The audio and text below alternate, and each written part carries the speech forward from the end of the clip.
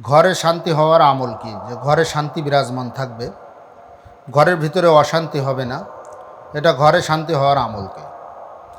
ঘরে শান্তি হওয়ার আসলে আমল অনেক আছে, আমলের কোনো শেষ নেই। তবে কিছু কিছু বিশেষ আমলের কথা,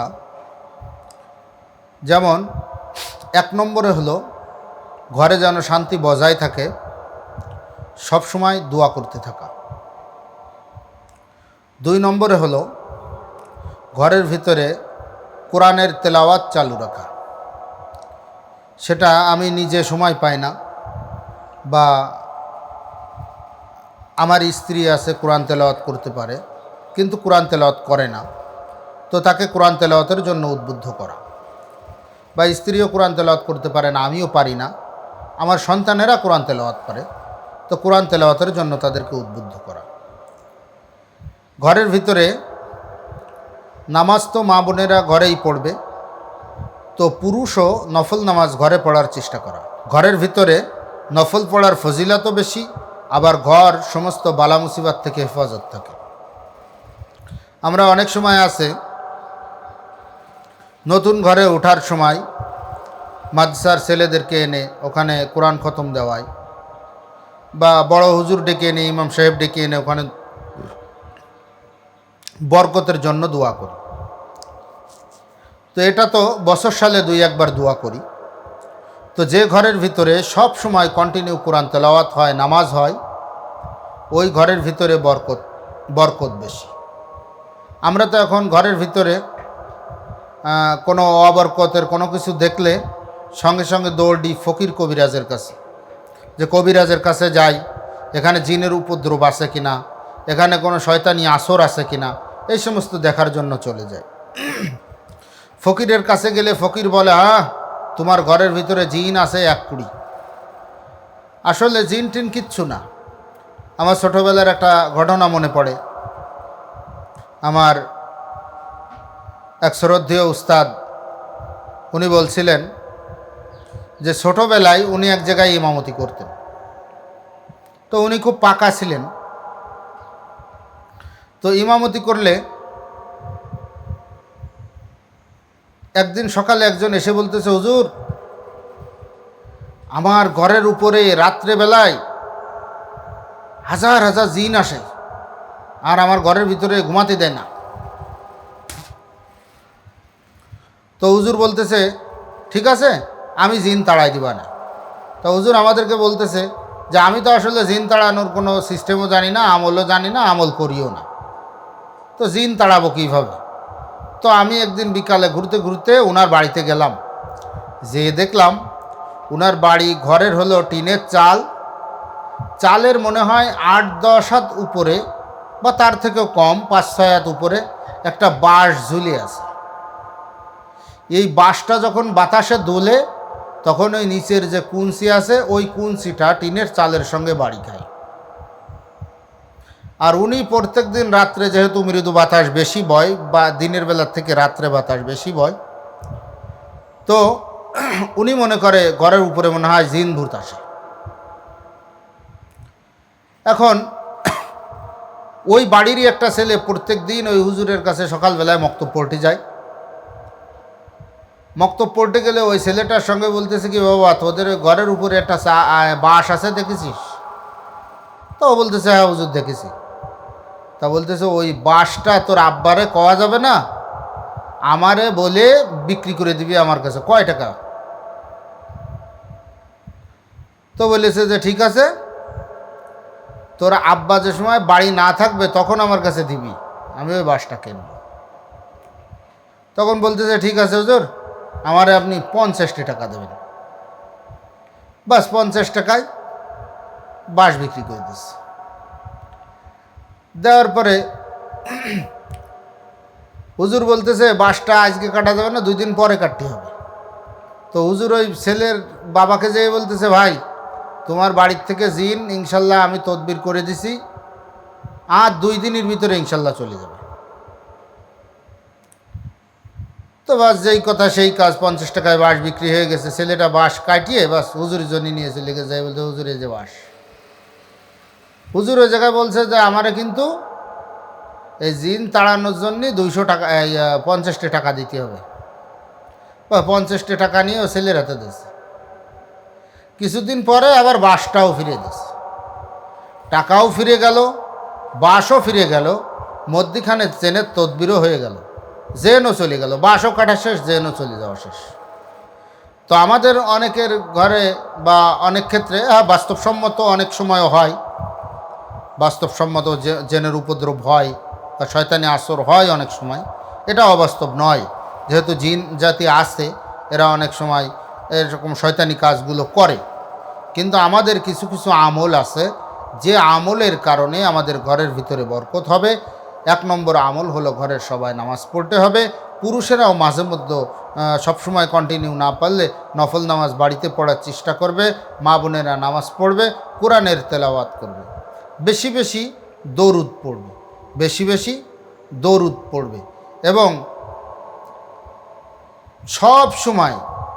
সব সময় যদি না হয়, মাঝে মধ্যে সে 4 কুল পড়ে একটু গা মুছে দেবে, এরকম গা মুছে দেবে, তাহলে শরীরটা বন্ধ হয়ে যাবে। বা আয়াতুল কুরসি পড়ে গাটা মুছে দেবে। বা কন্টিনিউ যে ঘরের ভিতরে কোরআন তেলাওয়াত হয়, নামাজ হয়, ওই ঘরের ভিতরে শুধু বরকত আর বরকত, ওর ভিতরে বরকতের কোনো কমতি নাই। নবী করিম সাল্লাল্লাহু আলাইহি ওয়াসাল্লাম বলেন, যেখানে আল্লাহ তাআলার জিকির হয়, যেখানে কোরআনের তেলাওয়াত হয়, যেখানে আর বিশেষ করে আমাদের সমাজের ভিতরে অনেক শরিয়াত গর্হিত কাজও ঘরের ভিতরে হয়। যেমন আমাদের ঘরের ভিতরে টেলিভিশন আছে, এখন তো mini television, mobile mobile mobile mobile, এটা এখন মিনি টেলিভিশন হয়ে গেছে। এই মোবাইলের রোগে এখন সবাই, একেবারে আলেম জালেম যেই হোক না কেন, এই মোবাইলের রোগে সবাই আক্রান্ত। এর জন্য এই সমস্ত যে সমস্ত আক্রান্ত হওয়ার জিনিস আছে, যেমন টেলিভিশন আছে, এখন মোবাইল চালাচ্ছে, অনেকের বাড়িতে টেলিভিশন নাই কিন্তু কম্পিউটার আছে, ওয়াইফাই লাইন আছে, ইন্টারনেট লাইন আছে, বিভিন্ন লাইনে তারা সব কিছুই দেখতেছে। বা ঘরের যে বেবরকতি যে কারণে হয়, সবগুলো কারণ ওখানে বিদ্যমান। তারপরে ওরা যে বলে হুজুর আমরা নামাজ পড়ি, কোরআন তেলাওয়াত করি, তারপরেও আমাদের ঘরের ভিতরে বেবরকতি হয়। তো তোমাদের ঘরের ভিতরে টেলিভিশন আছে, টেলিভিশন নাই, হুজুর আমার ঘরের ভিতরে টেলিভিশন নাই। তো তোমার ঘরের ভিতরে ল্যাপটপ আছে, কম্পিউটার আছে, মিনি টেলিভিশন, তোমার মোবাইল আছে, সদা সর্বদা ওর জিনিসের প্রতি আসক্ত, এবং ওই জিনিসের প্রতি আসক্ত এবং ওর দ্বারা গুনাহ সংগঠিত হচ্ছে। ঘরে যেটুক বরকত কোরআন তেলাওয়াত নামাজের মাধ্যমে আসার দরকার, সেই পরিমাণ বরকত আসতেছে না, এর জন্য বরকত নষ্ট হয়ে যাচ্ছে। এর জন্য এই সমস্ত আমলগুলো বেশি করা, পাপের উপকরণগুলি সরিয়ে ফেলা, নেকের উপকরণগুলি রেখে দেওয়া, পাপের উপকরণগুলি সরিয়ে ফেলা, তাহলে ইনশাআল্লাহ ঘরের ভিতরে বরকত চলে আসবে, ঘরের ভিতরে বরকত থাকবে। এটা হলো ঘরের ভিতরে বরকত হওয়ার আমল। যে যত বেশি আমল করতে পারবো, তত তার ঘরের ভিতরে বরকত হবে ইনশাআল্লাহ। আল্লাহ তাআলা আমাদের এই আমলগুলো করার তৌফিক দান করেন। অনেকেই প্রশ্ন করেন যে ছেলে মেয়ে আইবুড়ো হয়ে যাচ্ছে, ছেলে মেয়ের বিবাহ হয় না, এখন আমরা কি করতে পারি বা আমাদের করণীয় কি?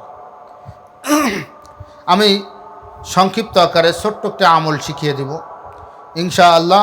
এটা প্রমাণিত আমল এবং অনেকেই এটা প্রমাণ করেছেন এবং অনেকেই এই আমলটা করেন, এবং সুফি সাধকরা এই আমলের কথা বেশি বেশি বলা হয়েছে। এটা ডাইরেক্ট একেবারে হাদিসের ভিতরে আছে বলে মনে হয় না, কিন্তু এটা একটা পরীক্ষিত আমল। অনেক আল্লাহওয়ালারা, এমনও মানুষ আছে যাদের সঙ্গে আমার পরিচয় আছে, যারা এই আমলগুলো করেছেন এবং তারা সুফল পেয়েছেন। প্রত্যেক দিন যে মেয়ে বয়স্ক হয়ে যাচ্ছে বিবাহ হচ্ছে না, ছেলে বয়স্ক হয়ে যাচ্ছে বিবাহ হচ্ছে না, বা বিবাহযোগ্য পাত্রী, ভালো পাত্রপাত্রী মিলছে না, তখন এই আমলটা করা যেতে পারে। সেটা হলো মেয়ের বাবা বা মেয়ে ছেলের পিতা এবং মাতা, পিতা এবং মাতা, এবং যে ছেলে মেয়ে ভিকটিম, অর্থাৎ যে ছেলে মেয়ের বিবাহ হচ্ছে না, সে প্রত্যেক দিন ফজরের নামাজ পড়ে ওই জায়নামাজে বসে ওই এক জায়গায় বসে 100 বার দরুদ শরীফ পাঠ করবে। 100 বার দরুদ শরীফ পাঠ করবে, পিতাও পাঠ করবে, মাতাও পাঠ করবে, এবং ছেলে হোক মেয়ে হোক, যার বিবাহ হচ্ছে না, আইবুড়ো হয়ে যাচ্ছে, বয়স বেশি হয়ে যাচ্ছে, ওই ছেলেটা মেয়েটাও আমল করবে। পিতা মাতা মাতা আমলের ক্ষেত্রে তো ঘরের ভিতরে বসে করবে, মেয়ে যদি হয় ঘরের ভিতরে করবে, এবং পিতা মসজিদে গিয়ে করুক বা বাড়িতে যদি নামাজ পড়ে বাড়িতেই করবে, যেখানে থাকুক না কেন ফজরের নামাজের পরে 100 বার এবং মাগরিবের নামাজের পরে আর 100 বার দরুদ পড়বে, এবং দরুদ পড়ার পরে আল্লাহ তাআলার কাছে দোয়া করবে। আল্লাহ তাআলার কাছে কেমন দোয়া করতে হয়? আল্লাহ তাআলার কাছে অত্যন্ত নরম হয়ে, নত হয়ে, ছোট হয়ে, আল্লাহ তাআলার কাছে যত ছোট হওয়া যায়, যে আল্লাহ তুমি তো রহমান, তুমি তো রহিম, তোমার দয়ার তো কোনো সীমা নেই, এরকমভাবে সুন্দরভাবে দোয়া করা। আমাদের অনেকে দোয়া করি, দোয়া কি একটা দোয়া শিখছে, এরকম ওই একটা দোয়া মুখস্থ করছে, হাত তুলে রব্বানা যালামনা আনফুসানা এরকম বলে বিরহমাতিকা ইয়া আরহামার রাহিমিন। আসলে দোয়া আপনি বাংলায় দোয়া করেন না, বাংলা, ইংরেজি, উর্দু, ফার্সি, নোয়াখালী, চিটাগাঙ্গে, সিলেটে, আপনি যে ভাষাই দোয়া করবেন না কেন, সব ভাষা আল্লাহ পাক বোঝেন। আপনি সব ভাষায় আপনার মনের আকুতি মিশিয়ে একেবারে প্রাণ খুলে দোয়া করেন আল্লাহ তাআলার কাছে, একেবারে কেঁদে কেটে দোয়া করেন। আমরা অনেকেই বলে কি আল্লাহর সামনে কাঁদতে পারি না। আল্লাহর সামনে কেন কাঁদতে পারবেন না? আজকে একজন মানুষ, একজন ক্ষমতাধর মানুষ, তার কাছে আপনি অনুনয় বিনয় করে একটা জিনিস চাইতে পারেন, আপনার ভাইয়ের কাছে অনুনয় বিনয় করে চাইতে পারেন, মা বাবার কাছে অনুনয় বিনয় করে চাইতে পারেন, একজন অপরিচিত মানুষের কাছে অনুনয় বিনয় করে চাইতে পারেন। আর যে সৃষ্টি করলো, যে লালন পালন করতেছে, যে খাওয়ায়, যে পড়ায়, যে আল্লাহ সব কিছু দেয়, যে আল্লাহ ভালো চাইলে ভালো হয়, মন্দ চাইলে মন্দ হয়, যে আল্লাহ সব কিছু করার ক্ষমতা, সেই আল্লাহর কাছে কেন কাকুতি মিনতি করে চাইবেন না? আপনি কাকুতি মিনতি আসে না, আপনার চোখে কান্না আসে না। হাদিসের ভিতরে আসছে, দোয়া করার সময় তোমার যদি কান্না না আসে তো তুমি কান্নার ভান করো। হযরত উমর ফারুক রাদিয়াল্লাহু আনহু যখন ইসলাম গ্রহণ করছে, প্রথম দোয়া করার সময় তো আসলে কান্না আসতে চায় না। তো রাসূল সাল্লাল্লাহু আলাইহি সাল্লামকে জিজ্ঞাসা করছে, আল্লাহর নবী, কান্না করে দোয়া করলে তো আল্লাহ কবুল করে, তো কান্না তো আসতে চায় না, তো বলে যে কান্নার ভান করো। তো কান্নার ভানও তো আছে, অনেক সময় আছে কান্নার ভান করলে আবার অনেকে ঠাট্টা বিদ্রুপ করে। ঠাট্টা বিদ্রুপ করার কিছু নেই, এরকমভাবে কান্নার ভান করতে থাকেন। কান্নার ভান করতে করতে আল্লাহ তাআলা এক সময় না এক সময় চোখের পানি এনে দেবেন। হাদিসের ভিতরে আসছে, যদি আল্লাহ তাআলার ভয়ে চোখের এক ফোঁটা পানি কারো চোখ থেকে ঝরে যায়, তার জন্য জাহান্নামের আগুন হারাম। এই চোখের পানির এত পাওয়ার, এত পাওয়ার, এত পাওয়ার হবে, কিয়ামতের ময়দানে জাহান্নাম গর্জন করতে থাকবে। জাহান্নামকে ফেরেশতারা শিকল দিয়ে বেঁধে রাখবে। জাহান্নাম চিৎকার করতে থাকবে, আল্লাহ আমার ভিতর গুনাহগারগুলোকে দাও, গুনাহগারগুলোকে আমি জ্বালাবো, আমি পুড়াবো, গুনাহগারগুলোকে যন্ত্রণা দেব। আল্লাহ তাআলা এক ফোঁটা পানি ছিটাই দেবেন। এই এক ফোঁটা পানি সমুদ্র, 7 সমুদ্র 13 নদী পরিমাণ হয়ে যাবে। পরিমাণ হয়ে পানিটা একেবারে ওই জাহান্নামের গায়ে নিক্ষিপ্ত হওয়ার সঙ্গে সঙ্গে জাহান্নাম ফ্রিজের মতন কুল ঠান্ডা হয়ে যাবে। ফেরেশতারা জিজ্ঞাসা করবে, আল্লাহ এটা কোন পানি? এত আমরা 70,000 শিকল দিলাম, 70,000 ফেরেশতা, আমরা ঠেকায় রাখতে পারতেছি না, জাহান্নামকে গর্জন করতেছে, তো এই কোন পানি দিলেন যে পানি পাওয়ার কারণে এই জাহান্নাম একবার তার তর্জন গর্জন সব কিছু থেমে গেল? আল্লাহ বলবে, এটা হলো ওই পানি, যে পানি আমার বান্দাবান্দি, যে পানি আমার বান্দাবান্দি আমার কাছে দোয়া করার সময় হাত তুলে আমার ভয়ে যে এক ফোঁটা পানি ঝরাইছে, ওই পানিকে আমি আল্লাহ তাআলা সংরক্ষণ করে রাখছিলাম। আজকে জাহান্নাম যখন চিৎকার করতেছে, আমি ওই পানিকে ছিটাই দিচ্ছি। আল্লাহ তাআলা এইভাবে জাহান্নাম যখনই গর্জন করবেন, একটু পানি ছিটাই দিবেন, জাহান্নাম ঠান্ডা হয়ে যাবে।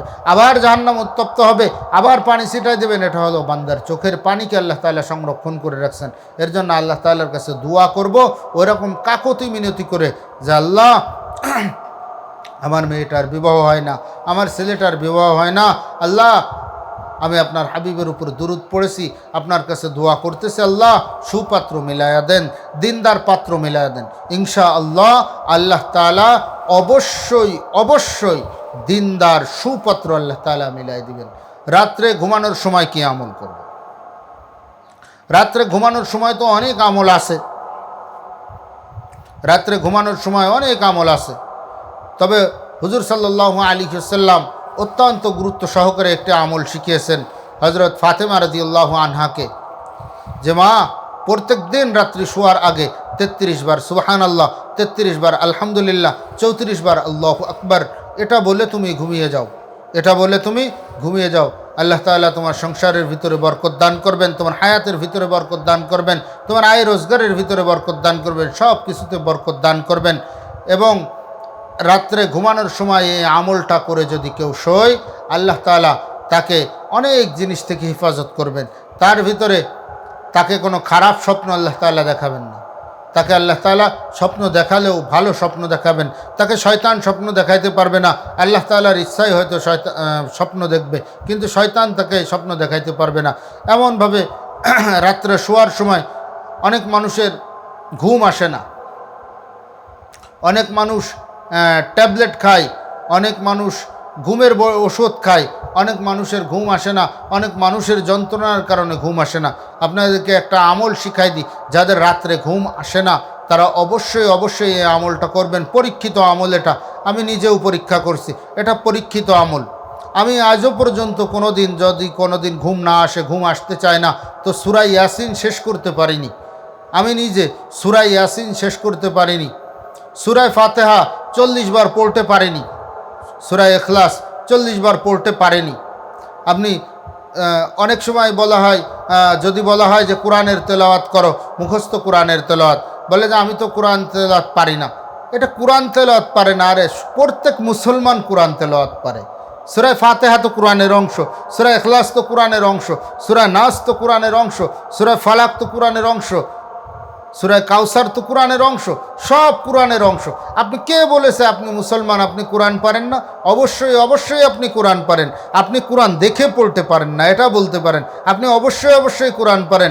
আপনি সূরা ফাতিহা পারেন তো আপনি কোরআন পারেন, সূরা ইখলাস পারেন তো কোরআন পারেন, সূরা কাউসার পারেন তো কোরআন পারেন, সূরা নাস পারেন তো কোরআন পারেন, সূরা ফালাক পারেন তো কোরআন পারেন। কোরআন পারার জন্য এরকম কোনো নিয়ম নাই যে আমাকে সূরা বাকারা মুখস্থ করতে হবে, সূরা আলে ইমরান মুখস্থ করতে হবে, সূরা নিসা মুখস্থ করতে হবে, সূরা ইয়াসিন মুখস্থ করতে হবে, সূরা সাজদা মুখস্থ করতে হবে, সূরা দোকান মুখস্থ করতে হবে, এরকম কোনো নিয়ম নেই। কোরআন যেটুক মুখস্থ আছে, 4 আয়াত মুখস্থ থাক, 5 আয়াত মুখস্থ থাক, এই 4 আয়াত গুনে গুনে পড়তে থাকেন যে আমি এই 4 আয়াত জানি, এই 4 আয়াত আমি 40 বার পড়ব, এই সূরাটা জানি, এই সূরাটা আমি 40 বার পড়ব। আল্লাহ তাআলা অবশ্যই অবশ্যই তার শান্তির ঘুম আপনার চোখে দিয়ে দেবেন, আপনি 40 বার শেষ করতে পারবেন না।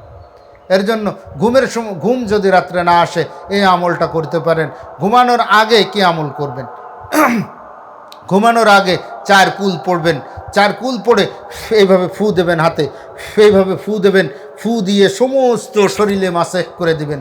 আল্লাহ তাআলা আপনাকে এই 4 কুলের বরকতে আপনার শরীরটা বন্ধ হয়ে যাবে, কোনো শয়তান জিন ভূত প্রেতাত্মা আপনার কাছে পৌঁছাইতে পারবে না। ঘুমানোর আগে এই আমলটা করতে পারেন। আমাদের অনেকের বদ স্বভাব আছে, ঘুমানোর আগে গান শুনতে শুনতে ঘুমায়, ঘুমানোর আগে কানের ভিতরে হেডফোন দিয়ে শুনতে শুনতে ঘুমায়। হ্যাঁ, ঘুমানোর আগে শুনবেন, কি শুনবেন? গান শুনবেন না, বাজনা শুনবেন না, মোবাইলে একটা সুন্দর নরম ওয়াজ চালিয়ে দেন, সেই ওয়াজটা শোনেন, কোরআনের তেলাওয়াত শুনেন, শুনতে শুনতে শুনতে শুনতে ঘুমায় যান। কত সুন্দর আল্লাহ তাআলা শান্তির ঘুম দিয়ে দেবেন। খারাপ জিনিস শুনবেন তো আল্লাহ তাআলা শান্তির ঘুম দেবেন না, আল্লাহ তাআলা শান্তির ঘুম দেবেন না, আল্লাহ তাআলা শান্তিপ্রদায়ক ঘুম দেবেন না। ঘুম যে আসবে না তা আমি বলিনি, শান্তির ঘুম আর অশান্তির ঘুম এটা আলাদা। গান শুনতে শুনতে ঘুমাবেন তো সারাদিন দেখবেন ক্লান্তি ক্লান্তি ভাব, শরীরটা ম্যাচ ম্যাচ করে, একেবারে ভালো না। ওয়াজ শুনতে শুনতে ঘুমাবেন, কোরআনের তেলাওয়াত শুনতে শুনতে ঘুমাবেন, আপনার মনের ভিতরে একটা প্রফুল্ল ভাব থাকবে। সকালবেলায় যখন উঠবেন, আর সব থেকে বড় একটা লাভ, ঘুমানোর সময় যদি কেউ এই আমল করে ঘুমায়, আল্লাহ তাআলা তাকে ফজরের নামাজের সময় উঠার তৌফিক দান করবেন। এর জন্য এই আমলটা করি, ইনশাআল্লাহ রাত্রে আমাদের ঘুম ভালো হবে, রাত্রে আমাদের আমলটা সুন্দর হবে। এই আমল করতে করতে যেন আমাদের মা বোনেদের একটা অভ্যাস আছে, ঘুমানোর আগে ছেলে হোক মেয়ে হোক ছোটো ছোটো বাচ্চাদেরকে একটু শিক্ষা দেয়। ওই সময় কি শিখাবেন? ছেলেকে ঘুমান না লা ইলাহা ইল্লাল্লাহু মুহাম্মাদুর রাসূলুল্লাহ দুয়াটা শিখান না। বাবা ঘুমের সময় পড়তে হয় আল্লাহুম্মা বিসমিকা আমুতু ওয়া আহইয়া, এরকম সুন্দরভাবে দুয়াটা পড়াই দেন। দুয়াটা আপনি নিজে নিজে শিখাই দেন, দেখবেন ছেলে মেয়েটার এক সময় দুয়াটা মুখস্থ হয়ে গেছে, কালিমাটা তার কণ্ঠস্থ হয়ে গেছে। এখন মুখ দিয়ে অটো কালিমা বাহির হয়। অনেক অশিক্ষিত মানুষ আছে, তাদের মুখ দিয়ে ইংরেজি বাহির হয়। অনেক অশিক্ষিত মানুষ আছে, তাদের মুখ দিয়ে সুন্দর সুন্দর গান একেবারে শিল্পীর সুরের মতন বাহির হয়। শিল্পী যেমন গেয়েছে তেমন বাহির হয়। কিন্তু ওই মানুষটাই আজকে 2 লাইন কোরআনের তেলাওয়াত ঠিক করতে পারে না, 2টা সূরা ঠিক করতে পারে না। এটা ছোটোবেলায় অভ্যাস করেন। ছোটোবেলায় ঘুম আসতেছে না, ছোটো বাচ্চাকে নিয়ে শুইছেন, বাচ্চাটাও ঘুমাইতেছে না, বাচ্চাকে সুন্দর করে বলবেন তোমাকে সকালে উঠে চকলেট দেব, তুমি এখন যদি আলিফ বা পড়ো। তো ওই সময় একটু আলিফ বা মস্ক করান না, আলিফ বা তা সা, আল্লাহর নাম মুখস্থ করান না। যদি কোনো গল্প শুনতে চাই তো কোনো মিথ্যা বানোয়াট কাহিনী বলার দরকার নেই। নবী করিম সাল্লাল্লাহু আলাইহি সাল্লামের গল্প বলেন, নবীদের গল্প বলেন, সাহাবা একরামের গল্প বলেন, ওলি আল্লাহদের গল্প বলেন, এই সমস্ত সাহাবা একরামের গল্প বলেন। এই সমস্ত গল্প শুনে শুনে শুনে শুনে তার মন মস্তিষ্কে নবী প্রীতি, সাহাবি প্রীতি, ওলি আল্লাহ প্রীতি, কোরআন প্রীতি, হাদিস প্রীতি হয়ে যাবে। কিন্তু আমাদের অনেক আফসোসের সঙ্গে বলতে হয়, আমাদের মা বোনেরা এখন কি করে, আমাদের মা বোনেরা পড়ার সময় পড়ায়, শোয়ার সময় পড়ায়, ইংরেজি পড়ায়। ডগ মানে কুকুর, ক্যাট মানে বিড়াল, হেড মানে মাথা। আল্লাহ না করুক আপনার ওই সন্তানটার শেষ কথা যদি হয় ডগ মানে কুকুর, আপনার ওই সন্তান নাবালেগ হিসেবে হয়তো বেঁচে যাবে, কিন্তু আপনি শিখালেন কি? ডগ মানে কুকুর, এটা তার জীবনের শেষ কথা হলো। আপনার শেষ কথাটা, আপনার শেষ শোনাটা, আপনার শেষ বলাটা, আপনার শেষ দেখাটা, এটা কোরআন হোক, এটা শরিয়াত হোক, এটা হাদিস হোক, এটা নবীজির গল্প হোক, এটা সাহাবা একরামের গল্প হোক, এই সমস্ত আমল যদি করা যায় আল্লাহ তাআলা ওই ঘরের ভিতরেও বরকত দান করবেন এবং শান্তির ঘুমও আল্লাহ তাআলা চোখের ভিতরে এনে দেবেন।